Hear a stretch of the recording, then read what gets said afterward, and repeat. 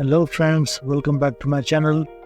Today we delve into a pivotal moment in the world of finance as we explore the recent court-ordered liquidation of Evergrande, a colossal Chinese real estate giant.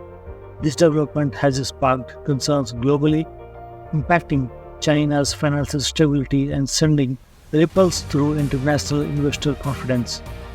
Join us as we dissect the complexities of this situation and its potential repercussions on the broader economic landscape, particularly within the context of Chinese and Indian real estate markets. So let's get started.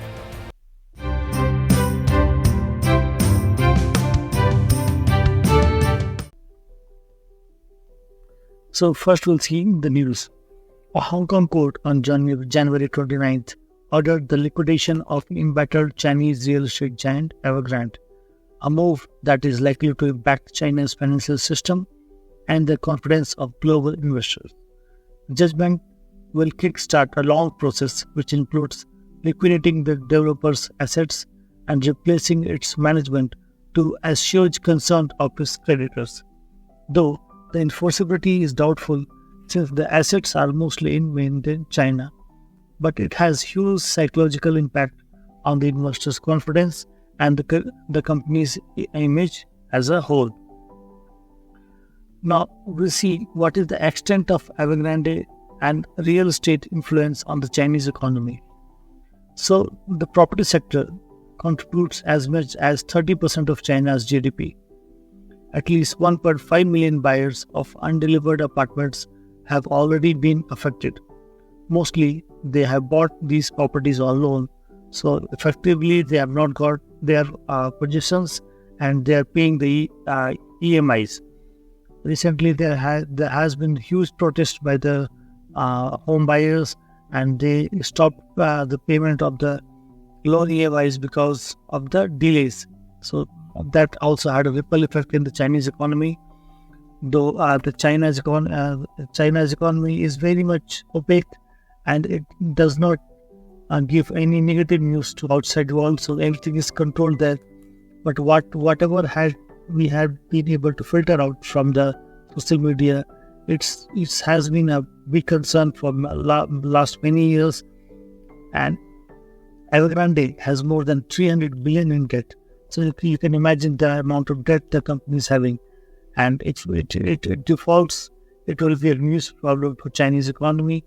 And also it will have the ripple effects on the other institutions globally, because everyone has invested in one or another way in Chinese economy, and particularly these real estate companies. In recent times, Chinese property developers have defaulted on their offshore debt obligations. Global ramifications are there because of this all interconnected financial world nowadays. Another developer, Country Gardens, has been facing financial turmoil. They are also having $191.7 billion in total liabilities and 3,100 real estate projects, nearly 4 times than Evergrande. So they had also, the Country Gardens, they had also put some of their assets on sale to pay their debts. So we have seen how important the real estate sector is for Chinese economy, and what is the extent of the problems the Evergrande and other real estate companies are having now. Now we'll see particularly what is the problem for Evergrande. So Evergrande was mainly they were running on high expansion drive. This high rapid expansion was financed by massive amount of debt. Total liabilities of $328 billion at the end of June. So they first defaulted on its debt in May 2021. They also filed for bankruptcy in August 2023 in Manhattan Court, when they defaulted on their overseas payment obligations. Chinese government had concerns about high debt levels in the property industry. A regulatory crackdown started. They started new rules, and these new rules were designed to reduce the amount of debt in the property sector and to make the sector more sustainable. Though the the intent was very noble, but the implementation was haphazard. So what are these three red lines they were talking about?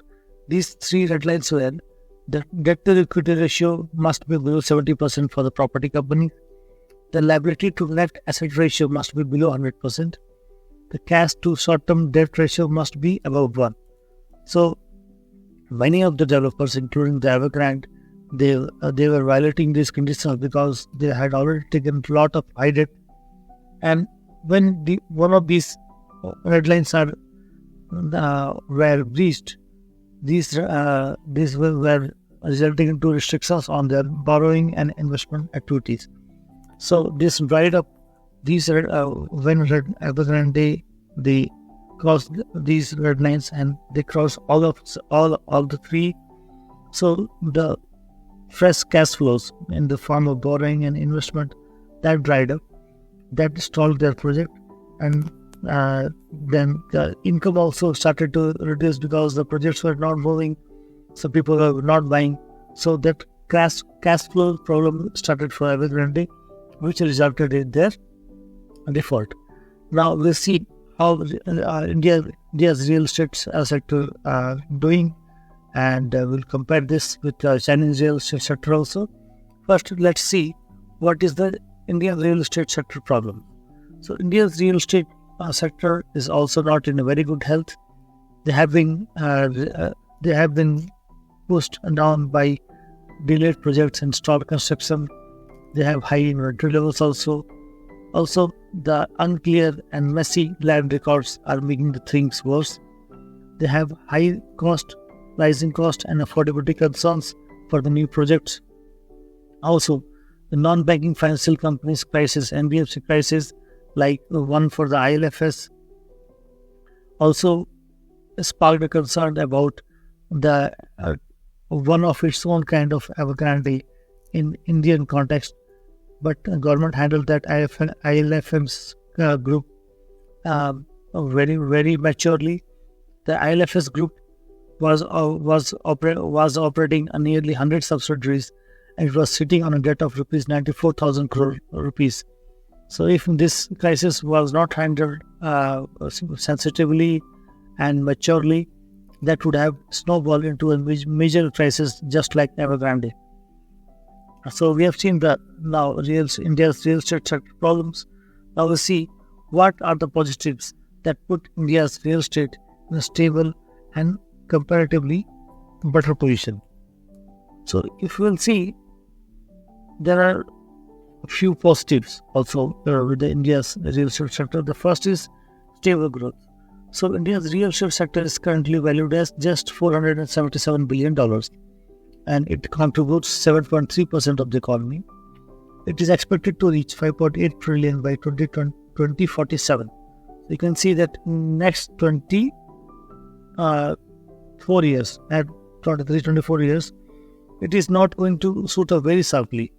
And in 2047 also, it will be contributing to only 15.5% of the total economic output. Whereas even right now, the real estate sector in China's economy, it is contributing 30%. You can imagine the effect. Even if there is a crisis in 2047, it is not going to impact the economy very dearly. The second positive is that regulatory initiative. When government noticed that the things are not going well in the real estate sector, they stepped in. And they started an initiative like Real Estate Regulatory Authority, like RERA. And you should acknowledge the fact that it was a very difficult situation, and it was a difficult initiative to implement because the land is a state issue, and convincing all the state governments, especially with different political parties, at the helm of the states. So it was a difficult task, but government managed to implement this RERA reform very efficiently. Now RERA has been set up across the country, and it regulates the real estate sector, and it also protects home buyers, and it has also have to clean up the sector. These initiatives, I will remind you that they are very, they are good initiatives, and they install and boost investor sentiment in the sector. Also, the India's real estate sector had shown stable demand.